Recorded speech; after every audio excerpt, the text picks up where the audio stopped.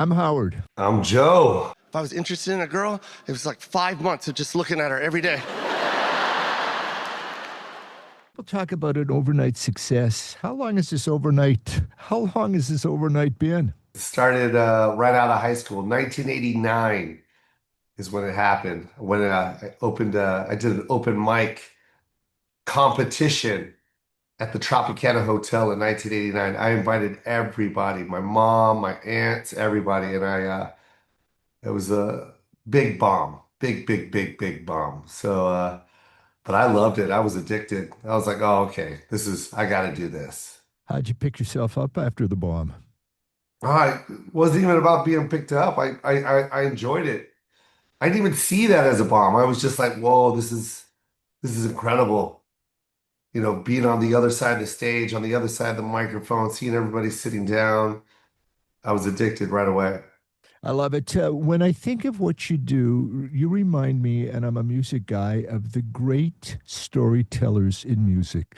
The Oh, guys, the guys that are not throwaway lines. The guys that think out the stories, they paint pictures and allow me, the listener, to have various avenues to go down. That is my favorite singer songwriter. You're in that class. You're the star in that class. Is that the road that you first envisioned? How did you get on that road? yeah, I'm so happy you said that because, you know, stand-up is still new to a lot of people. So they think stand-up is just like, well, when are you going to talk about the political climate? It's like, well, Dennis Miller has that pretty, honed down. Chris Rock does that pretty well. And Bill Maher does it. Like, there's people that do political humor. There's people that do puppeteering. There's people that do, your basic shock humor. Then there's the storytellers. It's like different genres. There's rap, country, there's rock. And I'm in love with storytelling. Like I love Richard Pryor. I loved Eddie Murphy talking about his Aunt Bunny and his Uncle Gus. I love Louis Anderson talking about his mom and his son and his brother.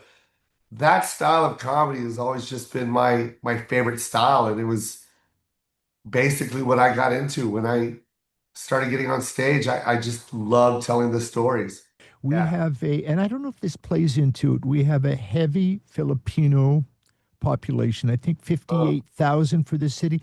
Does that change your mindset going into a show? Do you work to that group of folks?